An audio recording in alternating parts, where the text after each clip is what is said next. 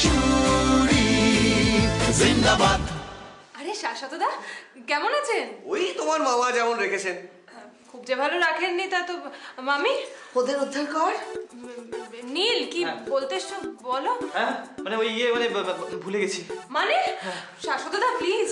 বুঝতে পেরেছি, বেয়ান পণ চেয়ে পাঠিয়েছেন তো? না না না, উনি পণ চেয়ে পাঠাননি, তবে উনি পণ করে বসেছেন যে এদের বিয়েটা উনি মন্দিরে হতে দেবেন না। হ্যাঁ মানে কি হয়েছে, ওই লোকে যেমন দেয় আর কি, মানে বর যাত্রী আসবে, ভালো খাওয়া দাওয়া হবে। কি যদি রাজি না হই? তাহলে তাহলে তাহলে বলো নীল বলো। আচ্ছা ঠিক আছে, আমি বলছি শুনুন, যদি আপনি রাজি না থাকেন তাহলে আমি নীল আর দিশাকে তুলে নিয়ে গিয়ে বিয়ে দেবো। এবার বলুন তো বাইরে যাবো দরজাটা কোন দিকে? মামা আবার কেমন কথা? এই কথা? গুড গুড, এই প্রস্তাবের মধ্যে একটা বীরত্ব আছে। উনি আমার যোগ্য বেয়ান হতে পারবেন, আমি ওর বেয়াই হতে রাজি। আমি যদি দিদির থিওরি মেনে নিই পুরোপুরি, তাহলে কিন্তু দিদির ভাইটিকেও আমার বাবার ঘর জামাই হতে হয় না? বাবা একটু উল্টো পুরাণ গাইছে। বাসন্তী আয় রে। এই শুনছো, দিদি কি আঘাত পেলেন? কি জানো, একটু আঘাত না পেলে সে তার শরদও ঠিক মতো বাজে না। তোমার ঘর বলে তাড়িয়ে দিচ্ছ, দেখছো লুডো খেলছি। আরে না, আমি ওকে সাজাবো তো, তোমার সামনে জামা কাপড় পরবে না। বাসন্তী তো এইখান থেকে বেরিয়ে গেল এক্ষুনি কাঁদতে কাঁদতে। না, কোন বাসন্তী কাঁদতে কাঁদতে বেরোয়নি। তোমায় যেটা বললাম সেটা করো, তুমি বাইরে যাও, আমি ওকে জামা কাপড় পরাবো, সাজাবো ওকে আমি। তাহলে আমি কার সঙ্গে কথা বললাম? সে আমি কি করে জানবো? তুমি বরং বসার ঘরে গিয়ে দেখো একজন বসে আছে, তুমি তার সঙ্গে কথা বলো। ও বসা করে বসে আছে, সে লুডো খেলতে জানে তো?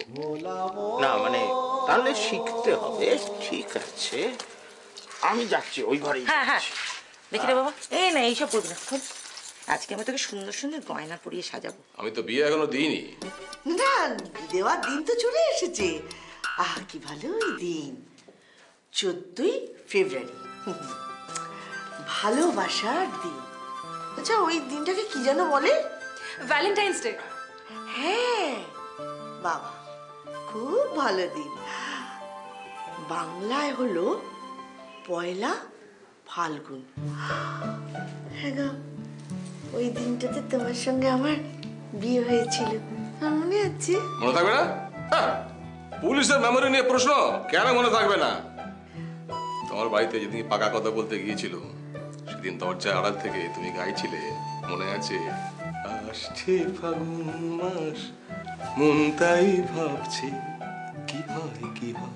আমার আরেকটা কথা বলার আছে, সেটা হচ্ছে এই যে সবকিছুই যখন আপনাদের বাড়ির নিয়ম অনুযায়ী হচ্ছে, তখন এইটাও আপনাদের মানে আরেকটা নিয়মও আপনাদের বাড়ির নিয়ম অনুযায়ী হোক।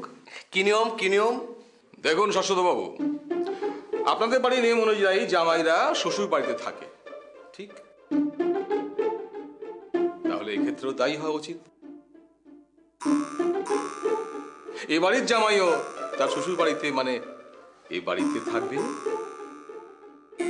হ্যাঁ তুমি এসব কি বলছো? তুমি থামো। কি দিশা, আমি কিছু ভুল বললাম?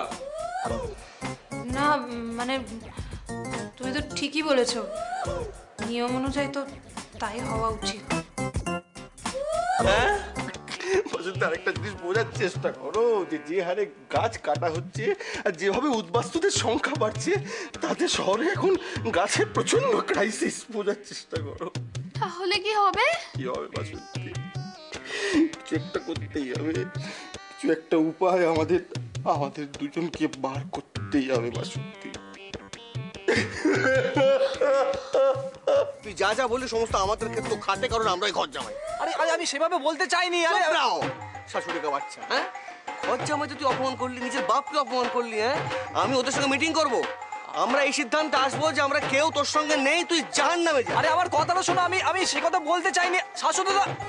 আরে কি মুশকিল। শাশুড়ি জিন্দাবাদ।